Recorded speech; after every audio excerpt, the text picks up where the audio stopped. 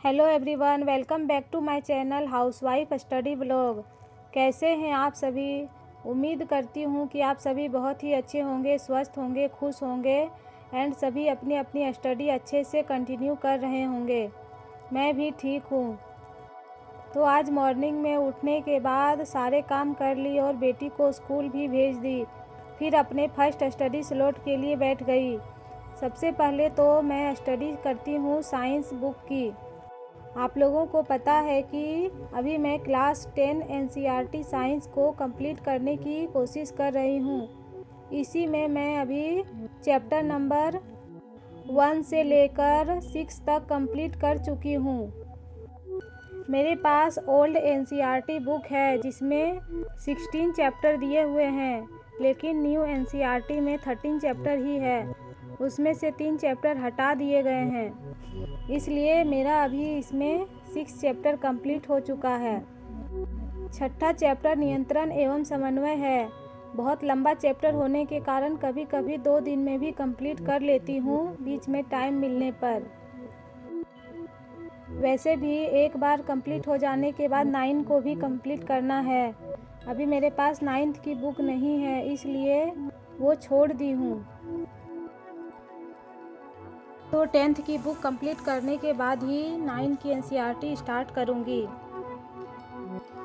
वैसे भी जिस सर से मैं वीडियो देखती थी, डीके गुप्ता सर, वो अभी फ़िलहाल लगातार 10 की बुक कंप्लीट नहीं करवा रहे हैं, तो मैं किसी और के वीडियो से भी कंप्लीट कर ले रही हूँ।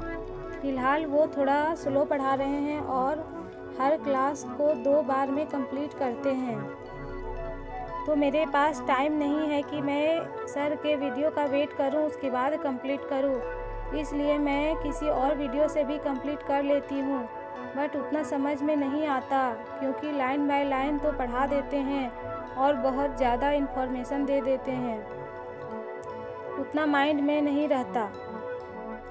बस स्टडी करते जा रही हूँ। नोटिफिकेशन का तो कोई अता पता ही नहीं है, और अब तो डायरेक्ट इलेक्शन का ही घोषणा होने वाला है।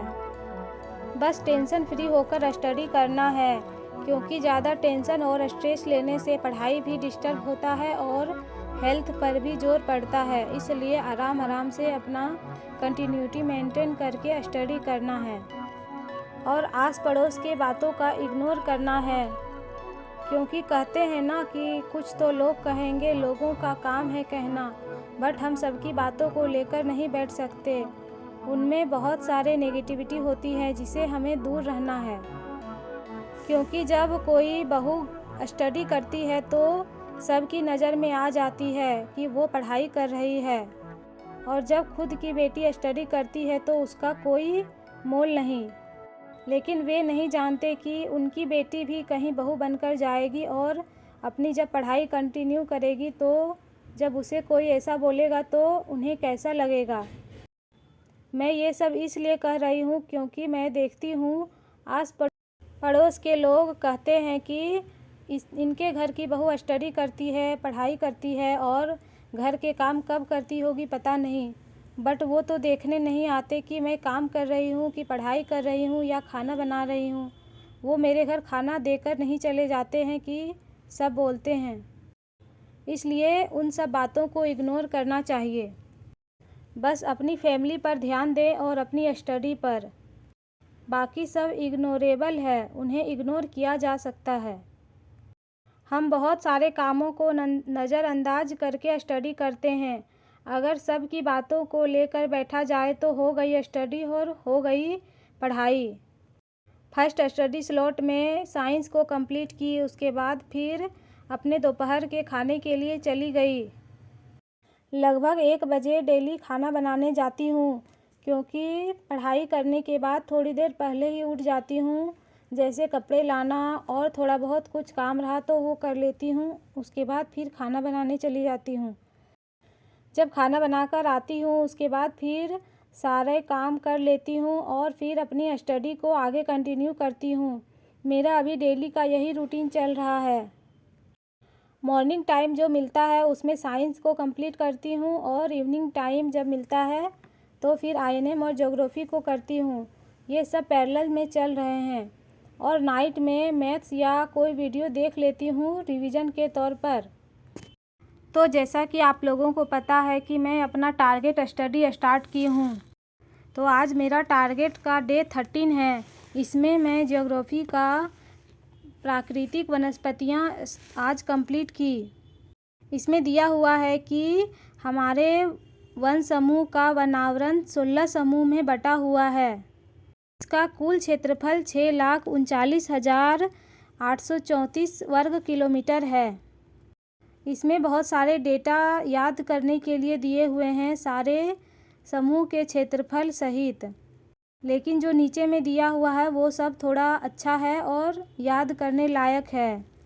तो फ्रेंड्स, अगर ज्योग्राफी की बात हो रही है और ख़ास करके प्राकृतिक वनस्पतियों के बारे में, तो मैं आप लोगों से एक क्वेश्चन करती हूँ कि चिपको आंदोलन के प्रणेता कौन थे। अगर आप लोगों को इसका आंसर पता है तो प्लीज़ कमेंट ज़रूर करें। और आईएनएम में ब्रिटिश भारत में शिक्षा का विकास कंप्लीट की, जो कि मुझे उतना इम्पोर्टेंट नहीं लगा, लेकिन एक बार इसे पढ़ ली। एक थोड़ा इसमें इम्पोर्टेंट है, भारत में प्रमुख शिक्षा आयोग, जिससे क्वेश्चन बन सकते हैं हमारे एग्ज़ाम में। थोड़ी देर स्टडी करने के बाद बेटी आ गई और वो भी साथ में बैठकर पढ़ने की जिद करने लगी, तो मैं भी उसे अपने साथ बैठा ली। वो अपना उधर खेल रही थी और मैं अपना इधर पढ़ाई कर रही थी। कभी कभी वो शांत से बैठ जाती है अगर उसे कुछ दे दूँ खेलने के लिए, तो जैसे कभी बुक ले ली, कभी कोई पेन, कभी कोई खिलौना, जिससे उसका मन लगा रहता है। बीच बीच में थोड़ा बहुत कुछ पूछती रहती हूँ ताकि वो अपना ध्यान उसी में लगाए रखे और मुझे डिस्टर्ब भी नहीं करती, अपना खेलने में मग्न रहती है। एक हाउसवाइफ होकर डेली मोटिवेशन के साथ स्टडी करना बहुत बड़ी जिम्मेदारी होती है, क्योंकि इतना थकावट हो जाता है कि शरीर में कि कुछ करने का मन ही नहीं करता। मुझे तो हर हाउसवाइफ पर प्राउड फील होता है कि वो इतनी सारी स्ट्रगल के बाद भी स्टडी कर पा रही हैं, और उसका बस एक ही कारण है, इनर मोटिवेशन। मैं हमेशा कहती हूँ कि इनर मोटिवेशन के सिवा कुछ भी काम नहीं कर सकता अपनी स्टडी को अच्छा और डेली करने में। बस हमें मन में यही रखना चाहिए कि मैं कुछ भी कर सकती हूँ, चाहे मुझे कितनी भी कठिनाई का सामना करना पड़े, मैं अपनी स्टडी कंटिन्यू रखूँगी और इधर उधर की बातों पर ध्यान नहीं दूँगी। तो फ्रेंड्स, आज के लिए बस इतना ही। कल फिर मिलती हूँ कुछ नई बातों के साथ और कुछ नई एनर्जी के साथ। तब तक के लिए बाय बाय। Keep supporting.